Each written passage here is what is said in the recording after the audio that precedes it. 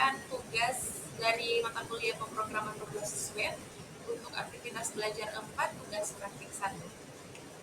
Pertama-tama perkenalkan, nama saya Disanwi Nurulita Manuri dengan NIM 0512510007, program studi Sistem Informasi asal UPBJJ dari Universitas Terbuka Manado. Untuk soal tugas di sini kami diminta untuk membuat sebuah aplikasi website sederhana untuk pemesanan bahan ajar di Universitas Terbuka yang dilakukan oleh UT daerah.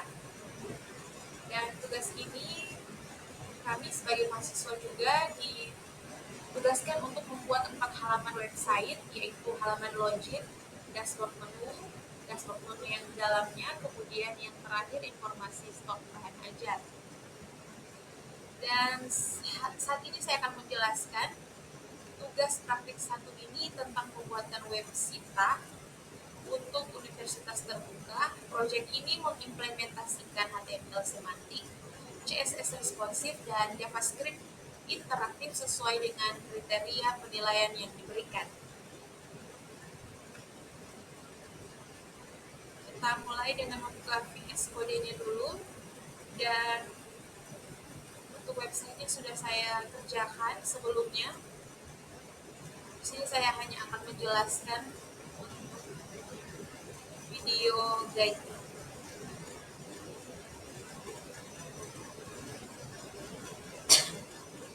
Untuk sistematika dari login HTML di sini, saya merancang struktur HTML menggunakan elemen semantik HTML5 untuk meningkatkan accessibility dan SEO.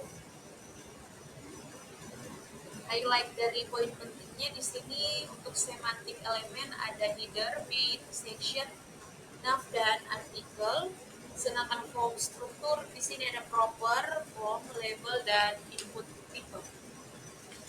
Accessibility juga ada area labels, proper heading, hierarchy, dan untuk validasinya atau validation ada HTML5 validation attribute, required type dengan email.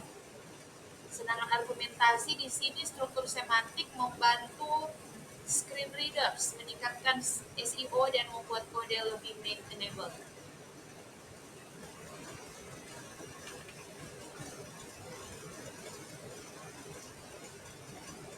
Sekali lagi untuk isi dari website ini sudah saya kerjakan sebelumnya. Karena biar tinggal dipresentasikan saja. Nanti source code-nya saya tetap akan melampirkan dari tugas ini.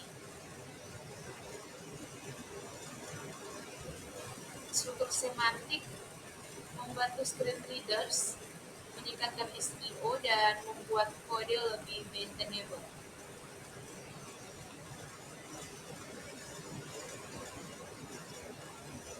Mohon maaf jika suara saya tidak terlalu terdengar karena di sini lagi musim hujan.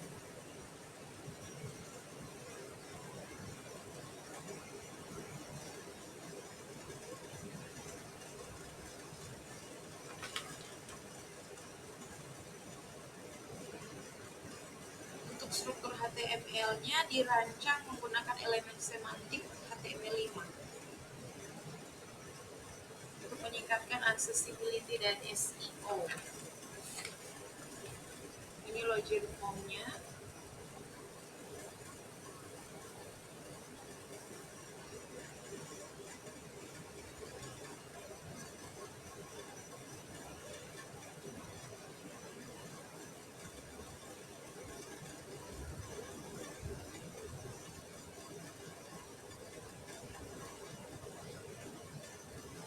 Sedangkan untuk desain CSS-nya saya menggunakan pendekatan mobile first dengan CSS script dan flashbox untuk menciptakan desain yang responsif dan modern. Di dalam style CSS ini, di sini ada gradient background konsistensi visual dan responsif design dengan CSS script. Fitur CSS yang diimplementasikan ada custom properties untuk konsistensi warna, CSS Grid dan Flexbox untuk layout responsif, animation and transition untuk interaktivitas, media queries untuk berbagai device, dan box shadow, dan border radius untuk depth. Untuk demo responsivitas, ini resize browser untuk menunjukkan responsive breakpoints dan menunjukkan hover effect pada button dan cards.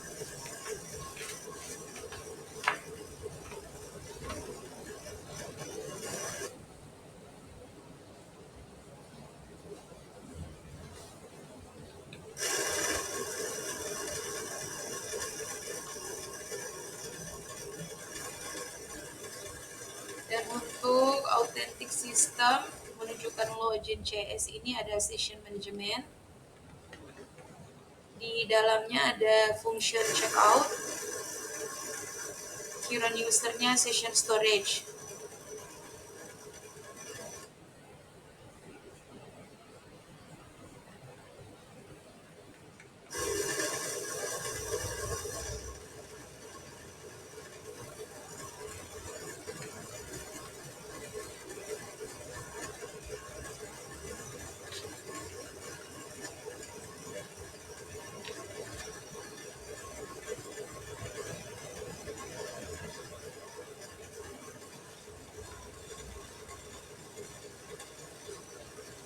Dan untuk stock JS-nya, dynamic data manipulation, di dalam ada dynamic table rendering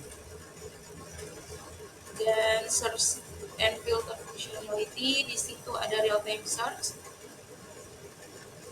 Di dalamnya nanti ditunjukkan function search stock. Dan ada modal manajemen juga. Di dalam ada modal controls, function open and stock modal. Dan untuk argumentasinya di sini saya bisa menyampaikan bahwa setiap function memiliki single responsibility, membuat kode mudah di maintain dan di debug.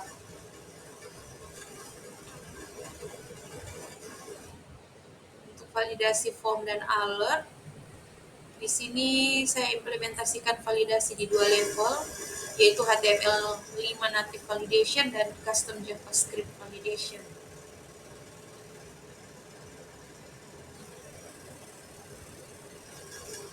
Yang di dalamnya juga nanti ada feedback system, error message untuk alert error handling, success message, konfirmasi action berhasil, visual feedback, color coding untuk status red, yellow, dan green. Di dalam validasi form dan alert ini juga ada success feedback, validate unit, dan custom validation.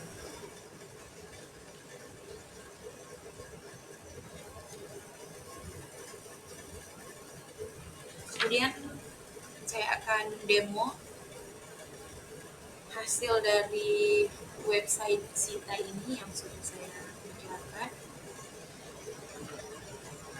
Untuk struktur file yang terorganisir, di dalam ada modularitas file ini saya membuat satu folder dengan nama folder itu Sita website ya. Di dalam Sita website itu ada folder CSS dan JS. Yang di dalam CSS di sini kita boleh lihat ada style CSS, dan di dalam folder JS masing-masing ada dashboard JS, data JS, login JS, stock JS, dan tracking JS.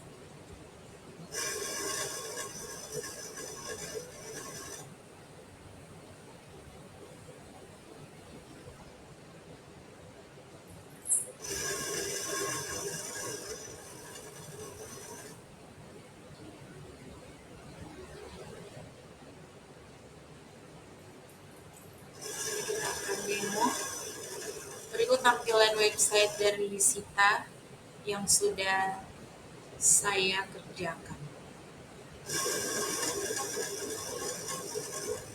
Ini tampilan awal untuk form loginnya. Di sini kita tinggal memasukkan email dan password.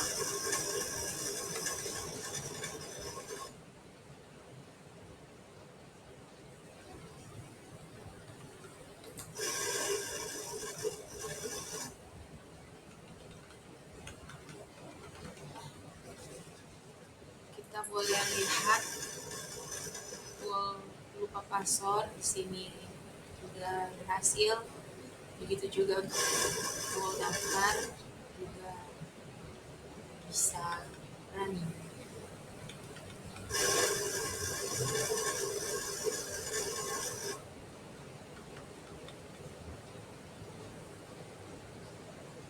Kita login berhasil. Dan di dalam dashboard Zita ini kita tinggal memilih menu. Ini untuk menu daftar stok bahan ajar ya. Kita akan mencoba menambahkan stok baru. Di sini juga kita bisa preview.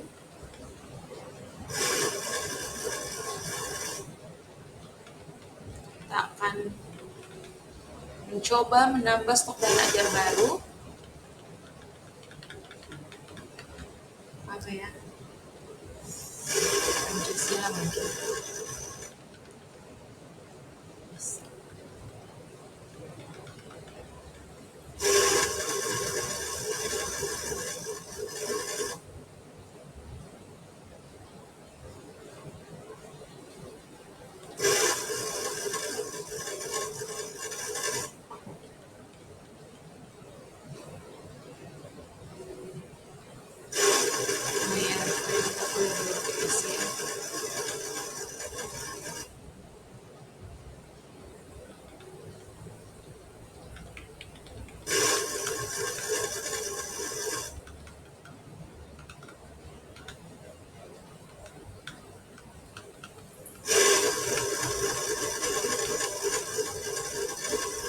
Kita simpan, stok bahan ajar berhasil ditambahkan.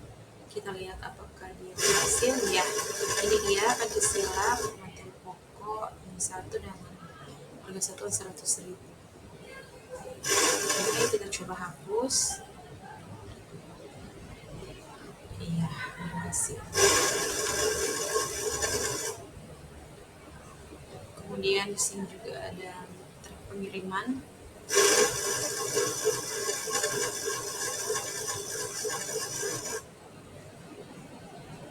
Ketika tidak sesuai, nanti dia muncul message box, this match the request format. Ketika sudah sesuai dengan format yang diminta, dia akan memproses tracking pengiriman atau mencari delivery order. Nah, ini dia proses pengiriman atau tracking pengirimannya. Refresh, running, membacakan juga running.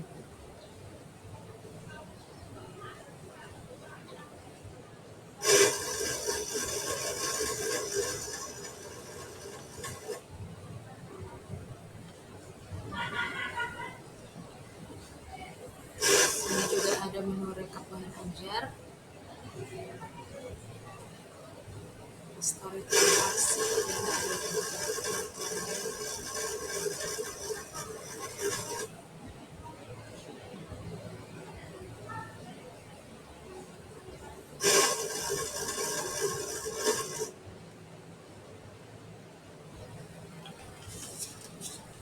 demikian